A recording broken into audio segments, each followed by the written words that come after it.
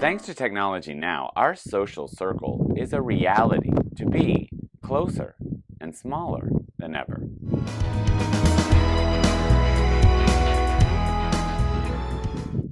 Maybe you've heard, maybe you have not heard recently, this buzz that goes around. We are not really the conglomerate of what our parents taught us and our childhood experiences, as much as we are now a conglomerate of the 5 people closest to us that we spend the most amount of time with in their company.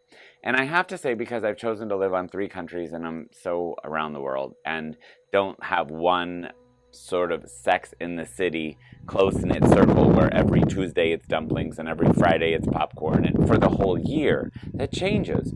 And I have to say that my social circle changes. So I've been doing a lot of reflecting on this, that for 3 different periods of my year, mom's health being consistent when it is, my 5 closest people, not in heart, but in terms of physical proximity. For example, my Friday night popcorn and wine tradition, when possible, that I love to do, changes a lot.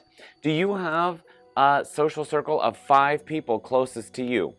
Now, in heart, you might make that list and say, here are the 5 people closest to me, and then you ask yourself, can I spend, and do I spend, the most amount of time with them? Who are the 5 people that you geographically, forget feelings, spend the most amount of time with? For example, if you share a cubicle with a colleague or coworker, then that person's name has got to be, by that definition, geographically spending time on your list. So a list of the people that you think are the closest to you, 5. Then a list of the people that you most spend the time with geographically, see if there's any overlap, and then see who are the other people that you believe are closest to you. Like, I have a friend closest to me in the UK, and we see each other, if it's a great year, once a year for a meal, and correspond more frequently than we get to see each other, but not as frequently as once a week. So it's my responsibility to reach out and say, now, thanks to technology and WhatsApp and FaceTime and all those wonderful devices that let us see and hear in real time, connection dependent, of course, and data dependent, of course, our best, closest, significant friends. So with love in my heart and a firm commitment to spread wellness without walls, I'm Lawrence, thanking you for making this far on this post, where I'm expressing my ongoing lesson that I have the people closest to me in heart, and they might not be the closest to me in geography, but I'm doing the best to make my mold.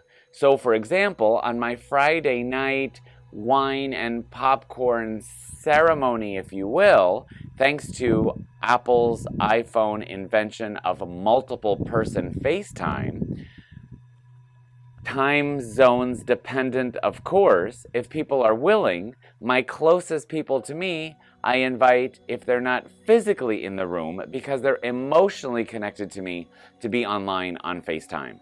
This planet is too special, and my life is too short to let time go and say, well, on this time of the year, on this third of the year, in this season, you'll be with me on my Friday night wine and popcorn, for example. And the wine and popcorn, that's irrelevant. My point is, I'm learning that I am the conglomeration of the 5 people closest to me in heart and the 5 people closest to me in geography, and I'm trying to make those less and less separate lists.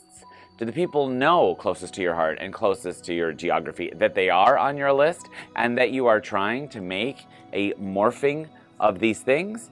Now, if you have this sort of nutcase in your cubicle and you cannot spend time making that person one of your 5 most intimate emotional connections, I understand that, but you may want to just think about closing your list of 5 and 5, if possible.